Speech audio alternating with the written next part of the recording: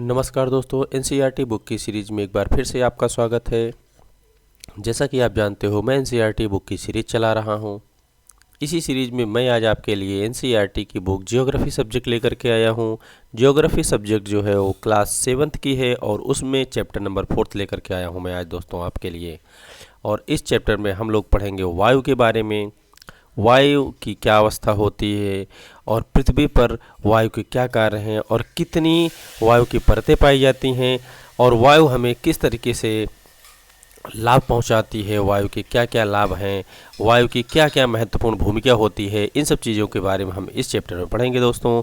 तो जैसा कि आप जानते हो, मैं एनसीईआरटी बुक को लाइन बाय लाइन पढ़ता हूं और महत्वपूर्ण बिंदु जो होते हैं उसको अच्छे से मैं आपको समझाने का प्रयास करता हूं। और ये जो एनसीईआरटी बुक की सीरीज़ चल रही दोस्तों, ये उन दोस्तों के लिए बहुत ही महत्वपूर्ण है जो सीटेट या स्टेट टेट की तैयारी कर रहे हैं, उनके लिए बहुत ही उपयोगी होगी। तो चलो हम स्टार्ट करते हैं दोस्तों इस चैप्टर में वायु के बारे में। हमारी पृथ्वी के चारों ओर से वायु की घनी चादर से घिरी हुई है, यानी कि हमारी जो पृथ्वी है दोस्तों, उसके चारों तरफ वायु की एक बहुत मोटी परत है जो पृथ्वी को चारों तरफ से घेर के रखी है या अपने जाल में आप कह सकते हो बांध के रखी हुई है, जिसे वायुमंडल कहा जाता है। तो वायु की जो बहुत मोटी परत है दोस्तों, उसे वायुमंडल कहा जाता है। पृथ्वी पर सभी जीवों को जीवित रहने के लिए वायुमंडल पर निर्भर हैं। जितने भी जीव जंतु पाए जाते हैं, उन सभी जीव जंतुओं को जीवित रहने के लिए वायुमंडल पर निर्भर रहना पड़ता है, क्योंकि जीवन जीने के लिए वायु की बहुत ही आवश्यकता है। यह हमें सांस लेने के लिए वायु प्रदान करती है एवं सूर्य की किरणों से हानिकारक प्रभाव से हमारी रक्षा भी करती है। तो आप देखो, यहाँ पे दो महत्वपूर्ण बिंदु निकल के आता है कि जो है वायु कितनी महत्वपूर्ण है। ये सांस लेने के लिए वायु प्रदान करता है। तो वायु कितनी महत्वपूर्ण है कि सांस लेने के लिए वायु भी प्रदान कर रहा है मुझे। और उसके बाद दूसरी महत्वपूर्ण बिंदु जो आ रही दोस्तों, वो दूसरी महत्वपूर्ण बिंदु जो है उसको भी मैं आपको दिखाना चाहूँगा यहाँ पर। दूसरा, सूर्य की किरणों से हानिकारक प्रभाव से रक्षा करती है। तो आप देख रहे हो जो वो वायु की परतें पाई जाती हैं वो कितनी महत्वपूर्ण होती हैं। वो सूर्य की किरणों से हमारी रक्षा भी करती हैं। यदि हम यह चादर ना हो, यदि सुरक्षा की यह चादर यानी ये वायु की ये जो चादर बना हुआ है पृथ्वी के ऊपर, अगर ये चादर ना हो तो हम दिन के समय सूर्य की गर्मी से तप्त होकर जल सकते हैं। यानी कि सूर्य की गर्मी बहुत अधिक तेज होगी दोस्तों, जो कि यहाँ पर सब कुछ जला सकती है। लेकिन जो ये वायु की परतें पाई जाती हैं, इस वजह से उसकी जो तपिश है, उसकी जो एकदम तपिश जैसे ऊर्जा निकलती है, वो पृथ्वी तक नहीं पहुंच पाती और सूर्य की किरणें उसे रोक लेती हैं एवं रात के समय ठंड से हम जम सकते हैं। तो जो सूर्य की रोशनी, जो टेम्परेचर पृथ्वी पर होता है दोस्तों, उसको बिल्कुल मैनेज करके रखने का काम जो ये पृथ्वी पर वायु की परतें पाई जाती हैं ये करती हैं। पृथ्वी को रात में ठंडा होने से बचाती हैं और दिन में बहुत अधिक गर्म होने से बचाती हैं। अतः यह वायु राशि है, इसे वायु राशि भी कहा जाता है, जिसने पृथ्वी के तापमान को रहने योग्य बनाया है। तो इन्हीं कारणों से, इन्हीं वजह से जो वायु की परतें पाई जाती हैं, इन्हीं से दोस्तों पृथ्वी पर जो है रहने योग्य, जीवन योग्य स्थितियां संभव हो पाई हैं। इन्हीं की वजह से जो है लोग यहाँ पर रह पाते हैं। वायुमंडल का संगठन, अब वायुमंडल के संगठन के बारे में पढ़ेंगे। उसके पहले इसको देख लेते हैं कि यहाँ पे जो जानकारी दी गई है, छोटी सी जानकारी लेकिन बहुत ही महत्वपूर्ण है। कार्बन डाइऑक्साइड एक जो है गैस है दोस्तों, जो वायुमंडल में फैलकर पृथ्वी के विकिरण ऊष्मा को पृथ्वी पर रोककर ग्रीन हाउस गैस प्रभाव पैदा करती है। तो ये कार्बन डाइऑक्साइड गैस होती है, वो पृथ्वी पर फैली हुई है और पृथ्वी पर जो है ये ऊष्मा, पृथ्वी की जो ऊष्मा, जो पृथ्वी से ऊष्मा निकलती है, उसको पृथ्वी पर ही रोकने का काम करती है ये कार्बन डाइऑक्साइड गैस। इसलिए इसे ग्रीन हाउस गैस कहा जाता है। और इसके अभाव में धरती इतनी ठंडी हो जाती है कि इस पर रहना असंभव होता है। किंतु जब कारखानों एवं कार के धुओं से वायुमंडल में इसका स्तर बढ़ जाता है, तब इस ऊष्मा के द्वारा पृथ्वी का तापमान बढ़ने लगता है और इसी भूमंडलीय तापन या ग्लोबल वार्मिंग कहते हैं। तापमान में इस वृद्धि के कारण पृथ्वी के सबसे ठंडे प्रदेश में जमी हुई बर्फ भी पिघलने लगती है, जिसके परिणाम स्वरूप समुद्र के जल स्तर में वृद्धि होती है, जिससे तटीय क्षेत्रों में बाढ़ आ जाती है। दीर्घ अवधि में इसके कारण जलवायु में अत्यधिक परिवर्तन हो जाता है, जिसके फलस्वरूप कुछ पौधे एवं पशु लुप्त हो सकते हैं या लुप्त हो जाते हैं। तो आप देख रहे हो जो ये गैस है कार्बन डाइऑक्साइड, कितनी महत्वपूर्ण गैस है। अगर ये गैस ना हो तो पृथ्वी का जो टेम्परेचर है वो बिल्कुल ठंडा हो सकता है दोस्तों। और इसका काम ही कार्बन डाइऑक्साइड जो गैस है, इसका काम ये होता है कि जब पृथ्वी गर्म होती है, पृथ्वी द्वारा जो ऊर्जा छोड़ी जाती है उस ऊर्जा को ये अवशोषित कर लेती है और इसको पृथ्वी के टेम्परेचर को मेंटेन रखने का काम करती है। इस तरीके से पृथ्वी के टेम्परेचर को बनाकर रखती है। अब देखते हैं यहाँ पे वायुमंडल का संगठन। वायुमंडल के संगठन में क्या क्या जानकारी है इसको देखते हैं। उसके पहले दोस्तों आप इस इमेज को देखो, एक बालिका है, एक लड़की है जिसके हाथ में एक छल्ले जैसा आकृति दिख रही है। उसमें आप देख रहे हो यहाँ पे कुछ आकृति बनाकर यहाँ पर दिखाया गया है, उसको देखते हैं। सबसे पहले आप यहाँ पे आपको सफ़ेद कलर की कुछ भाग दिख रहे हैं, उसके बाद ब्लू कलर का दिख रहा है, येलो कलर का, रेड कलर का। तो इस तरीके से यहाँ पे ऑरेंज कलर का तो लगभग आपको 4 से 5 कलर यहाँ पे दिख रहा है दोस्तों, नज़र आ रहा है। इसके बारे में देखते हैं। जो सबसे ज़्यादा सफ़ेद कलर का क्षेत्रफल है सबसे अधिक है, तो जो नाइट्रोजन है दोस्तों, हमारे वायुमंडल में सबसे अधिक नाइट्रोजन गैस पाई जाती है। तो नाइट्रोजन की अधिकता सबसे अधिक है जो 78% पाई जाती है। तो दोस्तों सबसे अधिक पाई जाने वाली गैस नाइट्रोजन है जो 78% पाई जाती है। उसके बाद आप यहाँ पर देख रहे हैं ऑक्सीजन जो नीले कलर का दिखाया गया है। नाइट्रोजन के बाद अगर सबसे ज़्यादा कोई गैस है तो वो है ऑक्सीजन। ऑक्सीजन दोस्तों 21% पाई जाती है। तो नाइट्रोजन के बाद दूसरी सबसे ज़्यादा पाई जाने वाली गैस ऑक्सीजन है। उसके बाद अगर हम बात करें दोस्तों इन दोनों के बाद तो आता है आर्गन। आर्गन आप देख रहे हो 0.93% पाया जा रहा है। और उसके बाद आता है दोस्तों यहाँ पर कार्बन डाइऑक्साइड की मात्रा है 0.03% और अन्य सभी गैसें जो हैं 0.04% के अंतर्गत सभी गैसें आ जा रही थी। इस प्रकार से आप प्रमुख गैसें जो यहाँ पर दिखाई गई हैं दोस्तों, उसमें नाइट्रोजन है, उसके बाद ऑक्सीजन, आर्गन एवं कार्बन डाइऑक्साइड, ये 4 प्रमुख गैसें यहाँ पर दिखाई गई हैं। उसके बाद कुछ और गैसें हैं जिसकी चर्चा यहाँ पर नहीं की गई है, तो उसके बारे में अभी हम आगे भी पढ़ेंगे दोस्तों। तो चलो पढ़ते हैं वायुमंडल का संगठन। क्या आप जानते हैं कि जिस वायु का उपयोग हम सांस लेने के लिए करते हैं वास्तव में वह अनेक गैसों का मिश्रण होता है।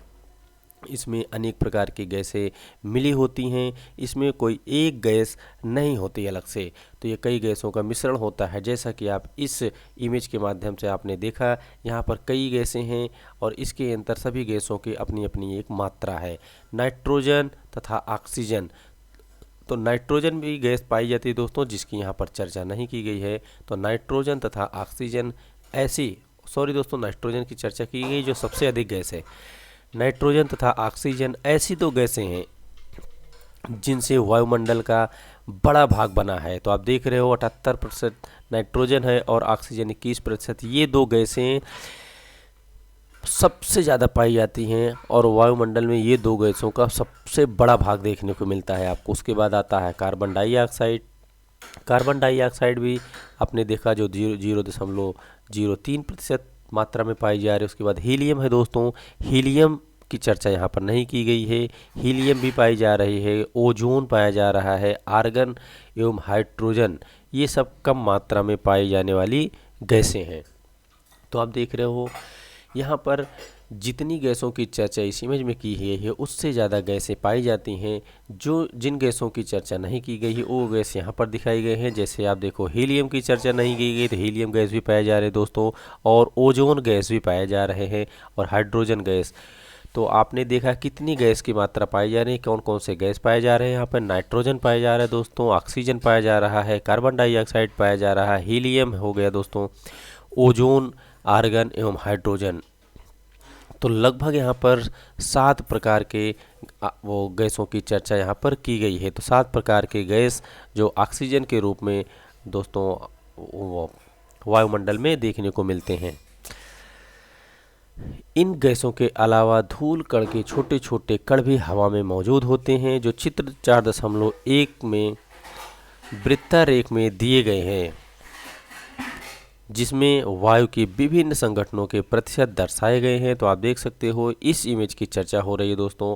तो इसके वो इन वायु के साथ साथ वायु में जो है धूल कण एवं छोटे छोटे हवा के कण भी मौजूद देखने को मिल जाते हैं। आगे देखते हैं नाइट्रोजन। नाइट्रोजन गैस जो है वायु में सर्वाधिक पाई जाने वाली गैस है। इसको आपने देखा, नाइट्रोजन की मात्रा 78% से सबसे अधिक पाई जाने वाली गैसों में से एक है ये।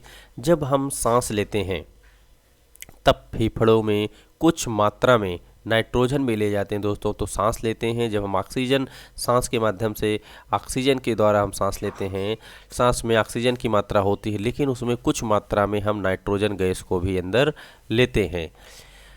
तो नाइट्रोजन भी सांस के माध्यम से हम फेफड़े तक पहुंचाते हैं, और फिर जब हम बाहर निकालते हैं सांस को निकाल देते हैं। परंतु पौधे को अपने जीवन के लिए नाइट्रोजन की आवश्यकता होती है। तो आप देख रहे हो यहाँ पर दोस्तों कि जब हम सांस लेते हैं, ऑक्सीजन अंदर ले जाते हैं, तो उसके साथ साथ नाइट्रोजन को भी थोड़ी बहुत मात्रा में अंदर ले जाते हैं, लेकिन उसे हम बाहर निकाल देते हैं। और इसको हम नाइट्रोजन को अंदर नहीं रोक पाते और नाइट्रोजन हमारे शरीर से बाहर आ जाता है। लेकिन वहीं पर जो पेड़ पौधे हैं उनको जो है जीवन जीने के लिए दोस्तों नाइट्रोजन की आवश्यकता पड़ती है। तो पौधों को अपने जीवन के लिए नाइट्रोजन की आवश्यकता होती है, और वे पौधे जो होते हैं सीधे वायु से नाइट्रोजन नहीं ले पाते। तो आप ये भी देख रहे हो कि पौधे जो होते हैं दोस्तों वो सीधे वायु से नाइट्रोजन नहीं ले पाते, उनको नहीं मिल पाता। तो वो किस प्रकार से नाइट्रोजन को लेते होंगे उसको देखते हैं आगे। मृदा तथा कुछ पौधों की जड़ों में रहने वाले जीवाणु वायु से नाइट्रोजन लेकर उसका स्वरूप बदल देते हैं, जिससे पौधे इसका प्रयोग कर सकते हैं। तो आपने देखा, या तो ये मिट्टी से लेते हैं, जो इनके जड़ों से पेड़ पौधों को नाइट्रोजन की मात्रा प्राप्त होती है, या फिर जो छोटे छोटे कीड़े मकोड़े होते हैं दोस्तों, वो जो हैं नाइट्रोजन का स्वरूप को बदल करके पेड़ों तक जो है नाइट्रोजन की मात्रा उपलब्ध कराते हैं। तो ये सीधे नाइट्रोजन की मात्रा, जैसे हम आप सांस लेते हैं तो सीधे ऑक्सीजन मिलता है, या नाइट्रोजन हम सीधे अपने शरीर के अंदर हमारे शरीर में जाता है, लेकिन उस तरीके से पेड़ पौधे नाइट्रोजन नहीं ले पाते। इनका लेने का तरीका जो होता है, जिस तरीके से नाइट्रोजन अपने अंदर ग्रहण करते हैं जीवन जीने के लिए, या तो ये जो मिट्टी में मौजूद नाइट्रोजन होगा वो जड़ के माध्यम से जड़ के द्वारा प्राप्त करेंगे, या फिर जो छोटे छोटे कीड़े मकोड़े होते हैं नाइट्रोजन का स्वरूप बदल देते हैं, और उसके बाद इनको नाइट्रोजन प्राप्त होता है दोस्तों। ऑक्सीजन वायु में प्रचुरता में मिलने वाली एक दूसरी गैस है। तो आपने देखा जो ऑक्सीजन होती है वो भी अधिक मात्रा में पाई जाती है। नाइट्रोजन के बाद सबसे अधिक मात्रा में अगर कोई गैस पाई जाती है तो वो ऑक्सीजन है दोस्तों।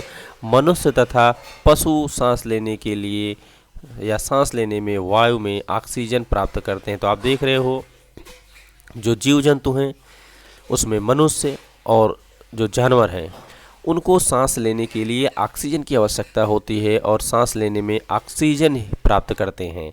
हरे पादप यानी दोस्तों पेड़ पौधे जो होते हैं वो प्रकाश संश्लेषण द्वारा ऑक्सीजन उत्पन्न करते हैं। तो आप देख रहे हो जो ऑक्सीजन हम आप लेते हैं उस ऑक्सीजन को पेड़ पौधे उत्सर्जित करते हैं। उस ऑक्सीजन को पेड़ पौधे उत्पन्न करते हैं। तो उनका उत्पन्न करने का जो तरीका होता है वो प्रकाश संश्लेषण कहा जाता है। तो प्रकाश संश्लेषण द्वारा ऑक्सीजन को उत्पन्न करते हैं। इस प्रकार वायु में ऑक्सीजन की मात्रा समान बनी रहती है। अगर दोस्तों ये पेड़ पौधे ऑक्सीजन नहीं उत्पन्न करेंगे तो इसकी मात्रा धीरे धीरे समाप्त हो जाएगी, और ये समाप्त हो जाएगा उसके बाद मनुष्यों को ऑक्सीजन लेने में बहुत दिक्कत होगी और बहुत कठिनाई का सामना करना पड़ेगा। तो प्रकाश इसलिए कहा जाता है दोस्तों कि अधिक से अधिक वृक्षारोपण करना चाहिए, वृक्ष लगाना चाहिए, ताकि शुद्ध वायु और शुद्ध ऑक्सीजन उपलब्ध हो सके। यदि हम वृक्ष काटते हैं तो यह संतुलन बिगड़ जाता है। बिल्कुल दोस्तों, वृक्ष भी नहीं काटना चाहिए और अधिक से अधिक वृक्षों को लगाना चाहिए, जिससे हमें शुद्ध ऑक्सीजन मिल सके और प्रकाश संश्लेषण की क्रिया आसानी से वृक्ष कर सकें। आगे देखते हैं कार्बन डाइऑक्साइड गैस के बारे में। कार्बन डाइऑक्साइड अन्य महत्वपूर्ण गैस है। हरे पादप अपने भोजन के रूप में कार्बन डाइऑक्साइड का प्रयोग करते हैं। तो आप देख रहे हो जो हरे पादप हैं वो अपने भोजन के रूप में कार्बन डाइऑक्साइड का प्रयोग कर रहे हैं। और यहाँ पे आपने देखा हरे पादप जो होते हैं प्रकाश संश्लेषण क्रिया के द्वारा ऑक्सीजन गैस को बना रहे थे, ऑक्सीजन गैस को छोड़ रहे थे, और यहाँ पे कार्बन डाइऑक्साइड जो महत्वपूर्ण गैस है उस गैस को हरे पादप जो है अपने अंदर ग्रहण कर रहे हैं, भोजन के रूप में ले रहे हैं। उसके आगे देखते हैं ऑक्सीजन वापस करते हैं। तो बिल्कुल इसको तो आपने ऊपर देख ही लिया कि ये ऑक्सीजन बना करके देते हैं, यानी कि ऑक्सीजन छोड़ते हैं, और कार्बन डाइऑक्साइड ये ग्रहण करते हैं, कार्बन डाइऑक्साइड को अपने भोजन के रूप में ग्रहण करते हैं, जैसे हम आप ऑक्सीजन को भोजन के रूप में ग्रहण करते हैं। मनुष्य और पशु कार्बन डाइऑक्साइड बाहर निकालते हैं।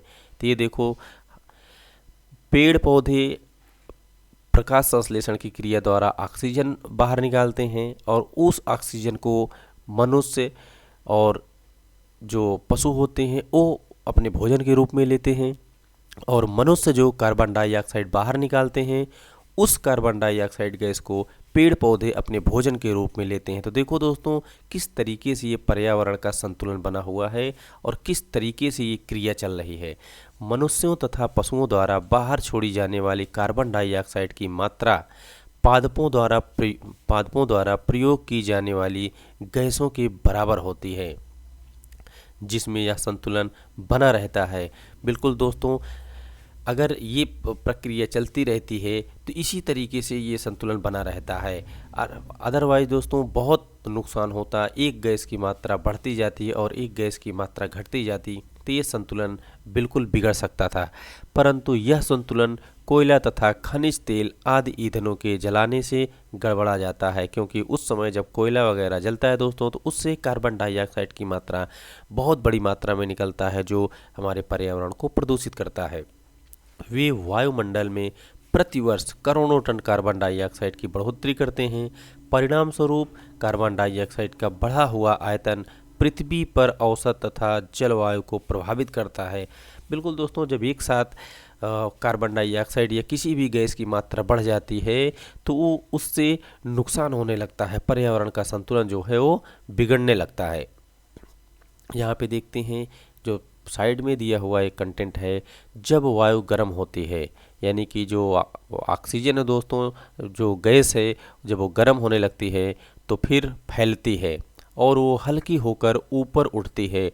तो दोस्तों आपने देखा होगा कि ठंडियों के मौसम में जो मौसम ठंडा बना रहता है वो उस समय वायु जो होती है गर्म नहीं होती, ठंडी होती है, और वायु के साथ धूल के कण, जल की मात्रा, ये सब मौजूद होते हैं। जब जल की मात्रा मौजूद होती है तो वो जल जो है उस समय गर्म नहीं होता, ठंडा होता है, और जल में जो है दाब ज़्यादा पाया जाता है, क्योंकि उसका ताप जो है कम होता है, इस वजह से उसमें दाब बराबर बनी होती है दोस्तों। और गर्मियों के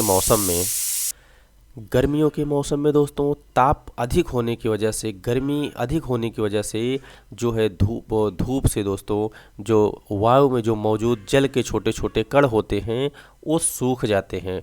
इनके सूखने की वजह से वायु हल्की हो जाती है, और हल्की होकर के दोस्तों ये ऊपर की तरफ उठ जाती है, जैसा कि यहाँ पे लिखा है कि हल्की होकर ऊपर उठ जाती है। ठंडी वायु सघन एवं भारी होती है, जैसा कि मैं अभी आपको बताया, जब इसमें जल के कण, छोटे छोटे कण मौजूद होते हैं तो ये सघन यानी बहुत घन होती हैं और ये भारी भी होते हैं, इसलिए इसमें नीचे रहने की प्रवृत्ति होती है।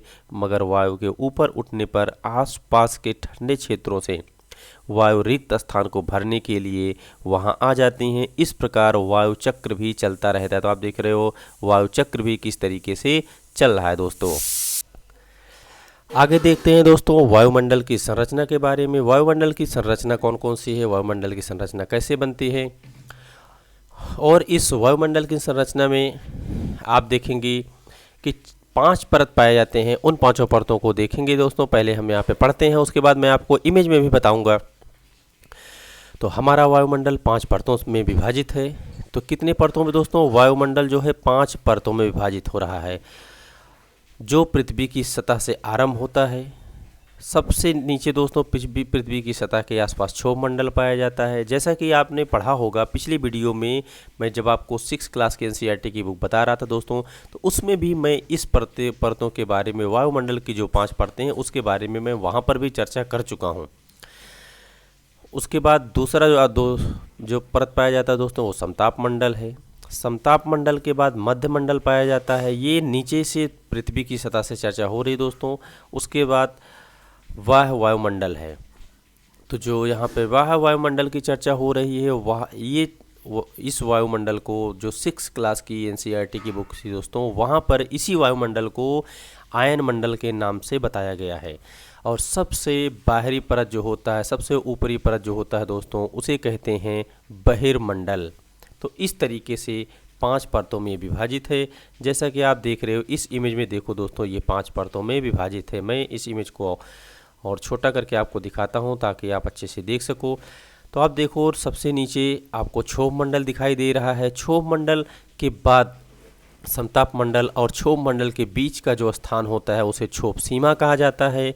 और क्षोभ मंडल पे देखो दोस्तों, जैसे यहाँ पे कि माउंट एवरेस्ट पर्वत दिखाया गया है, तो यहाँ पे स्थलीय भाग पाया जाता है। और यहाँ पे आप बादल वगैरह देख रहे हो, तो यहाँ पे मौसम संबंधी घटनाएं यहाँ पर घटती हैं। उसके बाद समताप मंडल होता है दोस्तों। समताप मंडल और मध्य मंडल के बीच में समताप सीमा का निर्माण होता है, और समताप मंडल में ही हवाई जहाज उड़ते हैं। उसके बाद मध्य मंडल है। मध्य मंडल और वह मंडल जिसे आयन मंडल कहा गया है, तो इस दोनों मंडलों के बीच में जो सीमा बनती है उसे मध्य मंडल कहा जाता है। और मध्य मंडल में ही दोस्तों उल्का पिंड जो होते हैं, इनकी जो गतिविधियां होती हैं वो देखी जाती हैं। फिर वह मंडल एवं बहिर्मंडल के बीच में जो रेखा बनती है उसकी देखो चर्चा यहाँ पर नहीं की गई। सिर्फ आपको 3 सीमा की बात की गई है दोस्तों। एक सबसे पहले सीमा क्षोभ सीमा, फिर समताप सीमा, उसके बाद मध्य सीमा। तो इस तरीके से दोस्तों ये इमेज है। अब मैं आपको लेकर के चलता हूँ दोस्तों थ्योरी पार्ट पर। थ्योरी पार्ट में मैं आपको बताता हूँ कि क्या क्या महत्वपूर्ण चीज़ें हैं। सबसे पहले पृथ्वी की सतह के पास की जो सबसे निचली परत है उसके बारे में चर्चा करते हैं। क्षोभ मंडल है दोस्तों। यह परत वायुमंडल की सबसे महत्वपूर्ण परत है। तो देखो ये सबसे महत्वपूर्ण परत है कौन सी दोस्तों, क्षोभ मंडल, जो पृथ्वी की सतह पर पाई जाती है। इसका औसत ऊंचाई जो है 13 किलोमीटर की ऊंचाई तक पाया जाता है। यानी कि पृथ्वी से 13 किलोमीटर तक की ऊंचाई पर इस सतह का जो है औसत पाया जाता है। इसी मंडल में मौजूद वायु में हम सांस लेते हैं। जो इस मंडल में मौजूद वायु है जिसको हम सांस के रूप में लेते हैं। मौसम के लगभग सभी घटनाएं जैसे वर्षा, कोहरा और ओलावर्षण इसी प्रकार के अंदर होती हैं। तो आप देख रहे हो मौसम संबंधी घटनाएं जो हो रही हैं वो भी इसी मंडल में हो रही हैं। और वो मंडल है दोस्तों क्षोभ मंडल। क्षोभ मंडल कितना महत्वपूर्ण होता है, तो सबसे महत्वपूर्ण क्षोभ मंडल कहा जाता है, क्योंकि यहाँ पर वो वायु पाई जाती है दोस्तों जो हमें जीवन देने के लिए, जो हम सांस में प्रयोग करते हैं। अगला आता है दोस्तों समताप मंडल। समताप मंडल के बारे में देखते हैं। क्षोभ मंडल के ऊपर का भाग समताप मंडल कहलाता है, जो लगभग 50 किलोमीटर की ऊंचाई तक फैला है। तो आप देख रहे हो, आपने देखा क्षोभ मंडल 13 किलोमीटर तक की ऊंचाई तक फैला था, लेकिन वहीं पर समताप मंडल दोस्तों 50 किलोमीटर तक की ऊंचाई तक फैला है। यह परत बादलों एवं मौसम संबंधी घटनाओं से लगभग मुक्त है, यानी कि यहाँ पर बादलों एवं मौसम संबंधी घटनाएं बिल्कुल नहीं होती। इसके फलस्वरूप यहाँ की परिस्थितियाँ हवाई जहाज़ उड़ाने के लिए अच्छी पाई जाती हैं। तो यहाँ पर जब हवाई जहाज़ उड़ाने के लिए यहाँ की परिस्थितियाँ जो होती हैं आदर्श पाई जाती हैं, अच्छी पाई जाती हैं, तो यहीं पर हवाई जहाज़ उड़ाए जाते हैं। समताप मंडल की एक महत्वपूर्ण विशेषता ये है कि इनमें दोस्तों ओजोन गैस की परत होती है। ओजोन गैस की परत आप देखो ये महत्वपूर्ण हो जाता है। ओजोन गैस परत जो है वो समताप मंडल में ही पाया जाता है। और इसका कार्य क्या होता है? ओजोन गैस की जो परत पाई जाती है, यह परत सूर्य से आने वाली हानिकारक गैसों से हमारी रक्षा करती है। तो ये महत्वपूर्ण होता है। ओजोन गैस का काम होता है सूर्य से आने वाली हानिकारक किरणों को रोकना, और ये उस हानिकारक किरणों को रोक करके हमारी रक्षा करती है ताकि नुकसान ना हो। अब आगे देखते हैं मध्य मंडल के बारे में। तीसरा मंडल आता है मध्य मंडल। यह वायुमंडल की तीसरी परत है। यह समताप मंडल के ठीक ऊपर है। यह लगभग 80 किलोमीटर तक फैली। तो आप देख रहे हो दोस्तों, समताप मंडल 50 किलोमीटर तक फैला था और मध्य मंडल 80 किलोमीटर ऊंचाई तक फैली है। और अंतरिक्ष में प्रवेश करने वाले उल्का पिंड हैं, इसी परत पर आने पर जल जाते हैं। तो आप देख रहे हो उल्का पिंड की जो घटनाएं घट रही हैं वो इसी मध्य मंडल में ही हो रही हैं, क्योंकि इस मंडल में जब अंतरिक्ष से टूटने वाले उल्का पिंड हैं, जब इस मंडल में पहुंचते हैं तो यहाँ पे जल जाते हैं। तो उल्का पिंड जैसी घटनाएं मध्य मंडल में ही होती हैं दोस्तों। उसके बाद मध्य मंडल के बाद अगले मंडल की अगर हम बात करें तो वह मंडल है जिसे 6 क्लास की NCERT बुक में दोस्तों आयन मंडल के नाम से आपने पढ़ा है। वायुमंडल में बढ़ती ऊंचाई के साथ तापमान अधिक तीव्रता से बढ़ने लगता है। तो आप देखो जैसे जैसे आप ऊंचाई पर जाते हैं, ऊंचाई के साथ साथ यहाँ का जो तापमान है वो बढ़ने लगता है। ये तापमान के लिए बहुत ही महत्वपूर्ण है, क्योंकि जैसे जैसे आप ऊंचाई पर जाते हो वैसे वैसे यहाँ का तापमान बढ़ने लगता है। आयन मंडल इस परत का एक भाग है, जो वही आयन मंडल जो 6 क्लास की NCERT की बुक में बताया गया है दोस्तों। तो आयन मंडल जो है वो इसी परत का एक भाग है। यह 80 से 400 किलोमीटर तक फैला है। तो आप देख रहे हो इसकी ऊंचाई बहुत अधिक है। ये 80 किलोमीटर से लेकर के 400 किलोमीटर तक की ऊंचाई तक फैला हुआ है। और आगे देखिए रेडियो संचार जैसी घटनाएं जो हैं, रेडियो संचार के लिए यह परत उपयोगी है। तो इस परत में दोस्तों रेडियो संचार भी हो रहा है। रेडियो संचार अगर जिस परत में पाया जाता है वो परत वह परत होता है। तो देखो कितना महत्वपूर्ण है। इस परत में जैसे जैसे आप ऊंचाई पर जाते हो उसका तापमान बढ़ने लगता है। इस परत का एक भाग है आयन मंडल, और इस परत की ऊंचाई दोस्तों 80 किलोमीटर से लेकर के आपने देखा लगभग 400 किलोमीटर तक है।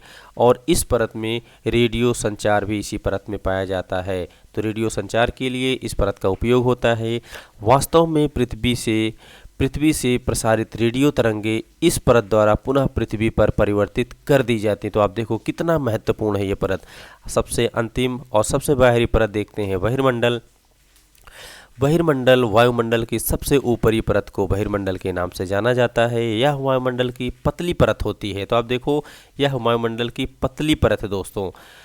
हल्की गैसें जैसे हीलियम एवं हाइड्रोजन यहीं से अंतरिक्ष में तैरती हैं। तो इस मंडल में जो बहिर्मंडल है, बहिर्मंडल में ही हीलियम और हाइड्रोजन की गैसें भी पाई जा रही हैं, क्योंकि यहीं से अंतरिक्ष में तैरती रहती हैं। तो जैसा कि इसमें कहा गया है कि एक पतली परत है, तो इमेज में मैं लेके चलूँ आपको। तो आप देखो क्षोभ मंडल जो दोस्तों देखो क्षोभ मंडल की चौड़ाई, उसके बाद समताप मंडल जो सबसे चौड़ा आपको दिख रहा है, सबसे चौड़ा देखो आप। मध्य मंडल आ गया, मध्य मंडल के बाद वायुमंडल, उसके बाद बहिर्मंडल दोस्तों कितना पतला दिखाया गया है। तो इस तरीके से हमने जो वायुमंडल के 5 परत थे, 5 परतों के बारे में देखा और किसकी क्या क्या भूमिका थी, कितने महत्वपूर्ण थे, इसके बारे में हमने देखा। अब आगे देखते हैं दोस्तों मौसम एवं जलवायु के बारे में। मौसम एवं जलवायु क्या है और कैसे इसके काम होते हैं, मौसम जलवायु से क्या क्या घटनाएं घटती हैं और क्यों ये महत्वपूर्ण होता है। दोस्तों, मौसम एवं जलवायु के बारे में हम दूसरे पार्ट में देखेंगे, क्योंकि ये वीडियो थोड़ी सी लंबी हो रही है। तो आज इस वीडियो को यहीं पर मैं रोकता हूँ और मैं अब मिलूँगा आपसे अगले वीडियो में। तब तक के लिए जय हिंद।